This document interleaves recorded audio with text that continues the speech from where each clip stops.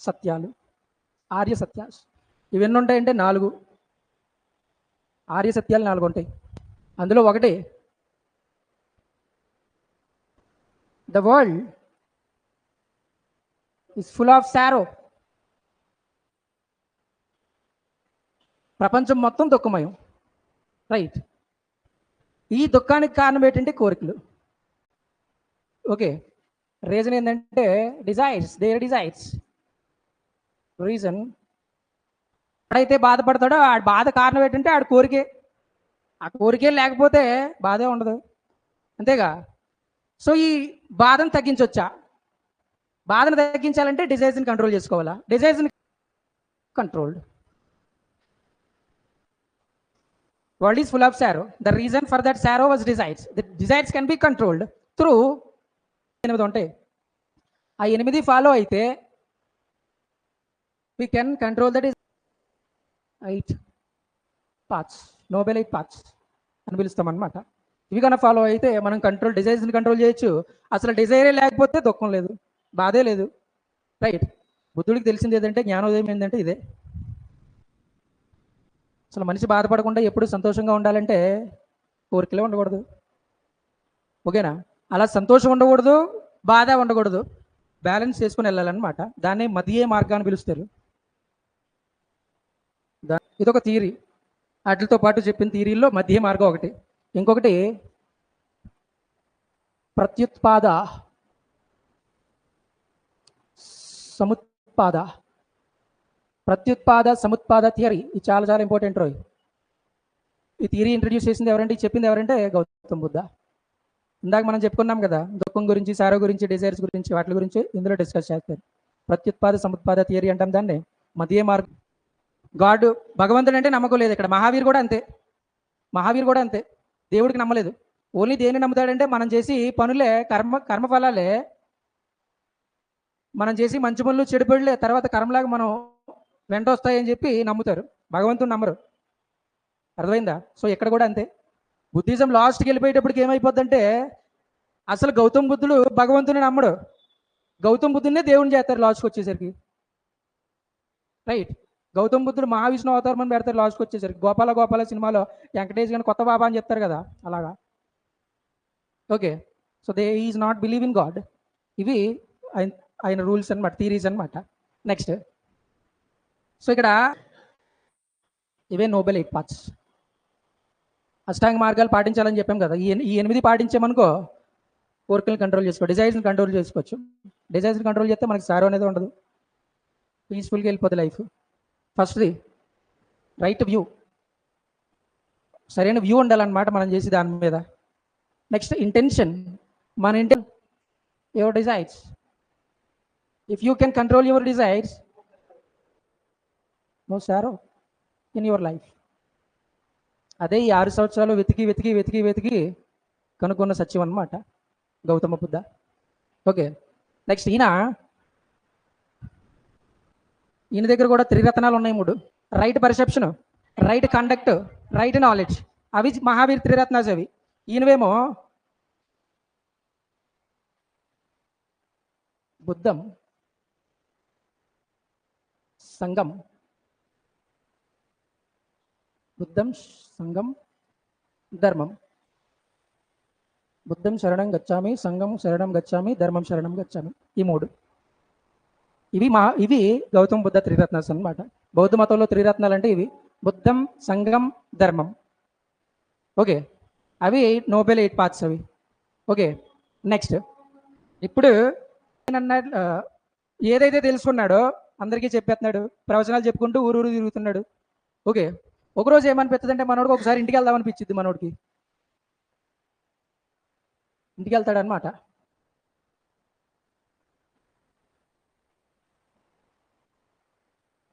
ఇంటికి వెళ్తాడు కొంతమందిని శిష్యులు వేసుకొని.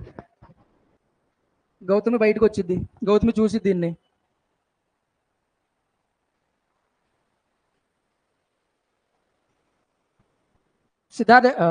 బుద్ధ ఎలాగుంటాడంటే, గుండు ఉంటుంది అనమాట, మొత్తం తీసేస్తారు, కట్ చేసుకుంటారు. గుండుతో ఉండి ఓ యూనిఫామ్ పట్టుకెళ్ళాడు కదా వెళ్ళేటప్పుడు, అదొకటే. చేతిలో ఒకటి ఉంటుంది బొచ్చే.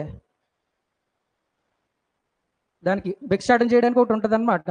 ఆ చేతిలో ఉండి ఆ యూనిఫామ్లో గుండుతో అని చూస్తే గౌతమ బుద్ధుని చూస్తే గౌతమికి ఎలా ఉంటుందంటే నా కొడుకేనా అనిపించి కళ్ళ నీళ్ళు పెడేసుకుంటుంది అనమాట. రాజు కొడుక అయినా రాజు కావాల్సినోడు సన్యాసి అయ్యాడు అనమాట. ఎవరికన్నా అలాగ ఉండిద్ది కదా. సో గౌతమి ప్రజాపతి ఏడు పోవం గౌతమ బుద్ధుని చూసి, నువ్వేమి ఆడుకో, మహావీరుని పెంచావు నువ్వు.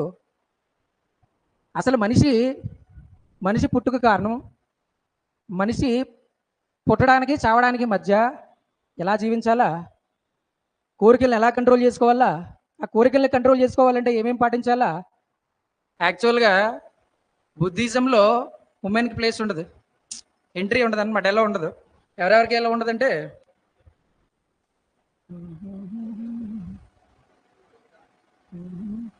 గవర్నమెంట్ ఎంప్లాయీస్,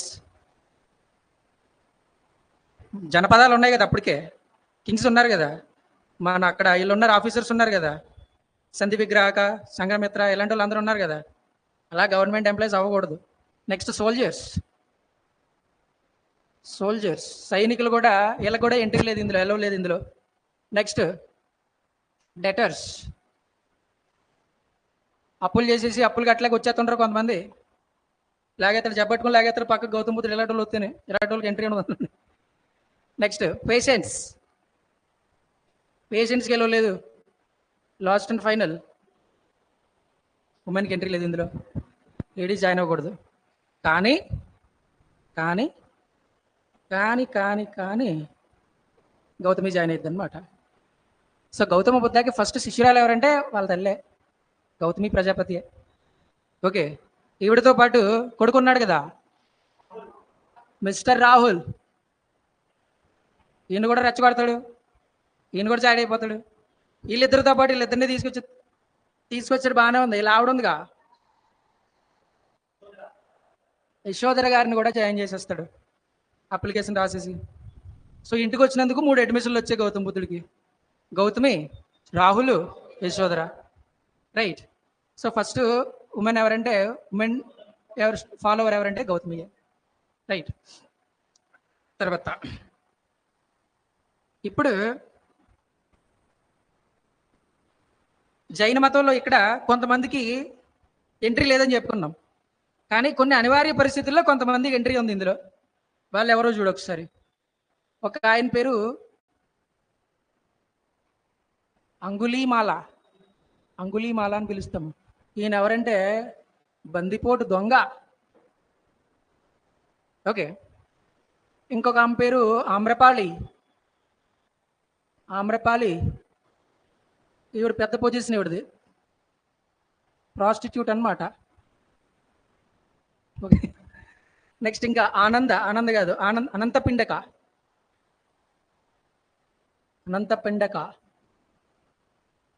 ఈ పెద్ద ఆయన ఎవరంటే ఒక రిచ్ బిజినెస్ మ్యాన్ అనమాట. నెక్స్ట్ ఆనంద.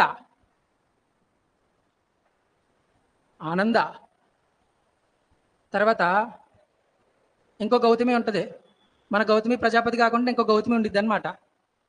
లేడీస్ ఎవరంటే వీళ్ళమ్మ, ఇంకో గౌతమి, ఆమ్రపాలి. ముగ్గురు ఫస్ట్ జాయిన్ అయిన వాళ్ళు బౌద్ధ రిలీజియన్లో. ఈ గౌతమి ఒకసారి ఏమైపోద్దంటే వీళ్ళ అబ్బాయి చచ్చిపోతాడు, గౌతమి అబ్బాయి చచ్చిపోతాడు అనమాట. అప్పుడు గౌతమ బుద్ధుడి గురించి విని దేవుడు అనుకుంటుంది గౌతమ బుద్ధుడిని, దేవుడు అనుకుని మా అబ్బాయిని బతికించేస్తాడు అని చెప్పి గౌతమి ఎక్కడికి వెళ్తుందంటే గౌతమ బుద్ధుడి దగ్గరికి వెళ్ళిద్ది అనమాట. మా అబ్బాయిని ఎలాగన్నా బతికించండి, ఎంత ఖర్చు అయినా పర్లేదు, నేను చూసుకుంటానంటది. గౌతమ బుద్ధుడు దేవుడు కాదు కదా, దేవుడు కాదని తెలియజేయడానికి ఏం చేస్తాడంటే నేను బతికిస్తాను, ఊర్లోకి వెళ్ళి కొన్ని ఆవాలదే అని చెప్తాడు అనమాట. ఒక గుప్పిడు ఆవాలు తీసుకురా, ఎవరి దగ్గరన్నా వెళ్ళి అంటాడు. నువ్వు తీసుకొచ్చిన ఇంట్లో ఎవరో చనిపోకూడదు అంటాడు అనమాట. శ్రీ మంజునాథ సినిమా చూసారా, అందులో ఉంటుంది. ప్రతి ఇంటికి వెళ్తుంది, ప్రతి ఇంట్లోంచి తీసుకొచ్చింది, తర్వాత అడుగుతుంది చచ్చిపోయిన వాళ్ళు ఉంటారు. లాస్ట్కి గౌతమ బుద్ధుడి దగ్గరికి వచ్చేది, పని అవ్వలేదండి అని చెప్తుంది. అవదు, ముందే తెలిసి పని అవ్వదని. ఎందుకు పని అవ్వదంటే చావు లేని ఇల్లు ఉండదు, దుఃఖం లేని మనిషి ఉండడు, అది చెప్పేదానికి ఈ టెస్ట్ అనమాట ఆవిడకి. బాబు ఇదేదో బాగుందని చెప్పి బౌద్ధ మతంలో జాయిన్ అయిపోద్ది. అలాగే గౌతమి అనే ఆవిడ బౌద్ధ మతంలో జాయిన్ అయిందనమాట. ఇది గౌతమి గురించి. నెక్స్ట్ ఈ పెద్ద మనిషి గురించి మాట్లాడాలా. మాట్లాడదాం. గౌతమ బుద్ధ ఇంటికాడి నుంచి వాళ్ళ పిన్నిని రాహుల్ని గౌతమిని వీళ్ళందరినీ వేసుకొస్తున్నాడు అనమాట. ప్రవచనాలు చెప్తాడు కదా, ప్రవచనాలు చెప్పుకుంటూ అలా తిరుగుతూ ఉంటాడు. కరమైన బందిపోటు దొంగ ఉంటాడు, ఆయన పేరే అంగుళీమాల. అంగుళీమాల ఈయన ఎక్కడ ఉండగా ఈ దారింటి ఆడని వెళ్ళాడు అనుకుంటే ఇలాగా చచ్చాడాడు.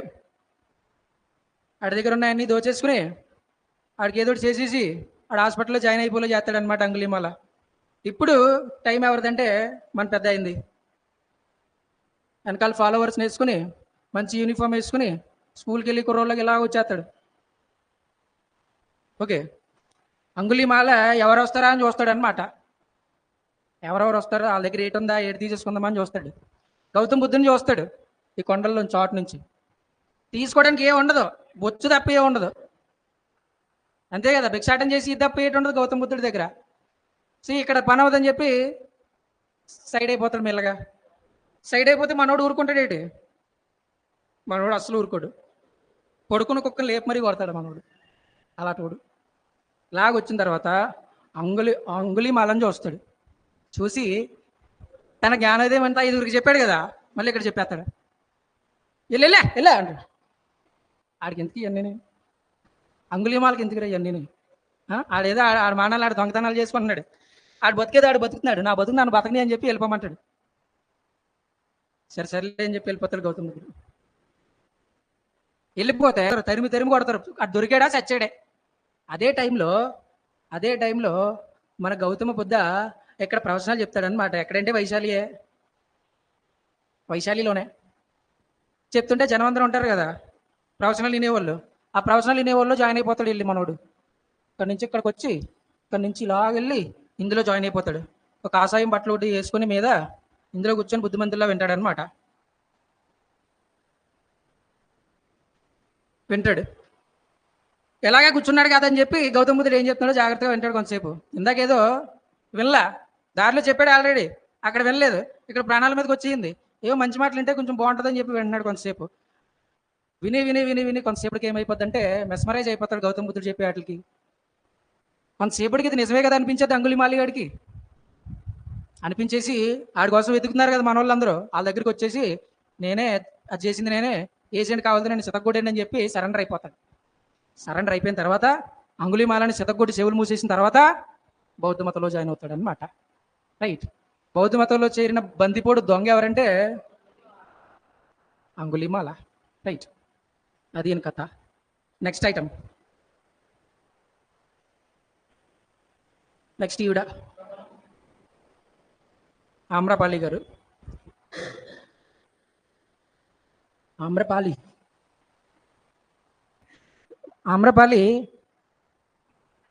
500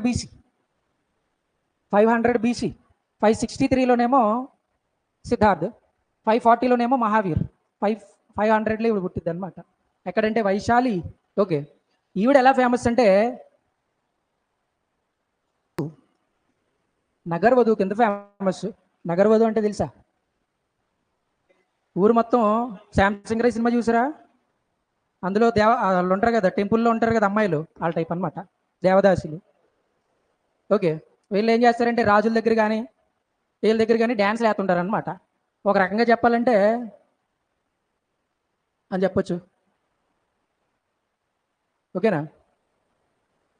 రాయల్ కోర్టిజన్స్ అంటారు వీళ్ళని, రాయల్ కోర్టసన్ అని పిలుస్తారనమాట. ఒక నైట్ ఆమ్రపల్లితో డ్యాన్స్ చేయించాలంటే చాలా ఖర్చు పెట్టాలా. అది ఓన్లీ ట్రేడర్స్కి, ఎంపరర్స్కి, వీళ్ళకి మాత్రమే. లేదంటే నేనే వెళ్తానని వెళ్ళావనుకో నీ దగ్గర డబ్బు. నెక్స్ట్, గౌతమ బుద్ధ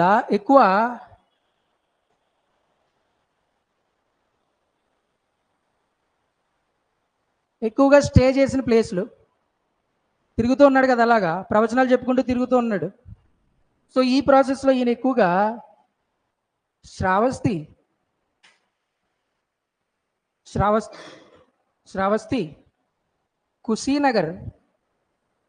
కుశీనగర్, తర్వాత కౌసంబి, నెక్స్ట్ వైశాలి, వైశాలి గయా. రైట్. గౌతమ బుద్ధుడు ఎక్కువగా నివసించిన ప్రాంతాలు ఏవంటే శ్రవస్తి, కుశీనగర్, కౌశాంబి, గయా, వైశాలి. ఈ మూడు ఉత్తరప్రదేశే.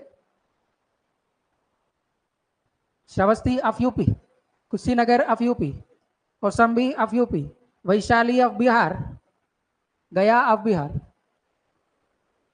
ఇవి ఎక్కువగా స్టే చేసిన ఏరియాస్ అన్నమాట. సో ఇక్కడి వరకు బాగానే ఉంది, ఇదంతా బాగానే ఉంది, అందరినీ బాగానే జాయిన్ చేసుకుంటున్నాడు. అజాతశత్రు ఉన్నాడు కదా మనోడు. అజాతశత్రు ఏం చేస్తాడంటే ఒకసారి గౌతమ్ బుద్ధ మీద అటాక్ చేస్తాడు. బుద్ధుడి మీద అటాక్ చేసిన కింగ్ ఎవరంటే అజాతశత్రు. ఓకే. తర్వాత మనోడికి ఇవిడు ఉంది కదా, ఆమ్రపాలి అజాతశత్రు జాయింట్ కదా. సో తర్వాత ఏమైపోద్దంటే రియలైజ్ అయ్యి గౌతమ్ బుద్ధ అపాయింట్మెంట్ అడుగుతాడు. ఏమన్నా పడతాను కాదు గౌతమ్ బుద్ధుడు, రికమెండేషన్ ఉండాలి. ఎవరు రికమెండేషన్ చేశారంటే ఆమ్లపారి రికమెండేషన్ చేస్తారు.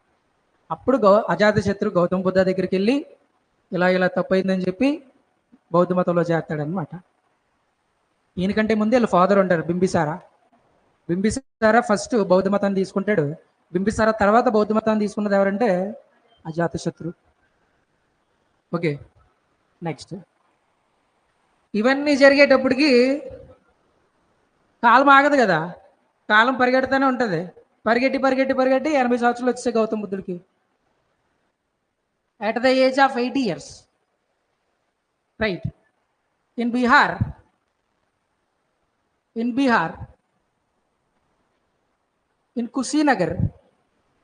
కుశీనగర్. ఆయనేమో పావాపూర్లో చచ్చిపోయాడు మహావీర్, ఈయనేమో కుశీనగర్లో ఒక పెద్ద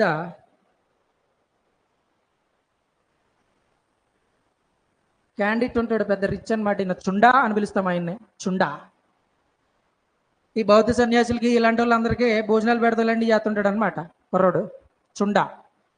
ఈయన ఒకసారి గౌతమ బుద్ధుడిని భోజనానికి పిలుస్తాడు. ఆ భోజనానికి వెళ్ళిన తర్వాత ఇంటి దగ్గర పంది మాంసం ఉంటుంది కదా, ఆ కూరనే రొట్టెలు తింటారు కదా అక్కడ ఆ సైడ్ అంతా, అవి 2 సర్వ్ చేస్తాడనమాట.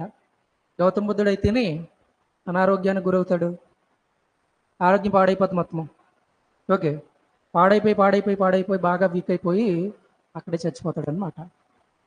దీన్నే ఏమని పిలుస్తామంటే మహాపరినిర్యాణ అని పిలుస్తాము.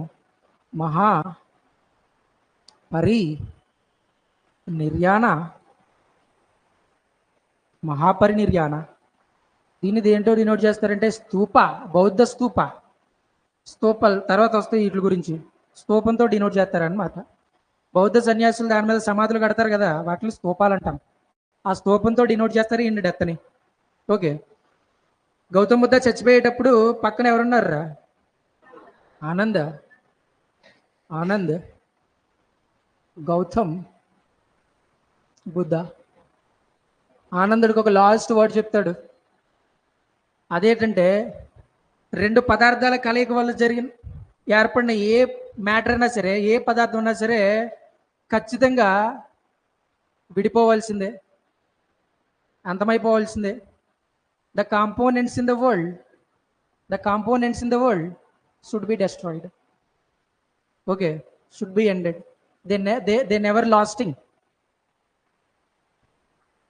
చూడండి, ఏదన్నా ఒకటే. ఇప్పుడు మనిషి ఉన్నాడు, ఇద్దరు కలయిక వల్ల పుడతాడు, ఇద్దరు వల్ల మనిషి జన్మించాడు కాబట్టి 2 పదార్థాల సంయోగం వల్ల పుట్టాడు కాబట్టి చావు అనేది ఉంటుంది అక్కడ. మనిషి భూమి మీద ఉండిపోయేదానికి ఉండదు. అదే చెప్తాడనమాట. ఓకే. 2 పదార్థాల వల్ల తయారైన ఏ కాంపోనెంట్ అన్నా సరే అయిపోవాల్సిందే, ఎండ్ అయిపోవాల్సిందే, నాశనం అయిపోవాల్సిందే. అది మన్నిక అనేది కంప్లీట్గా భూమి మీద అనేది ఉండదు ఇంకా.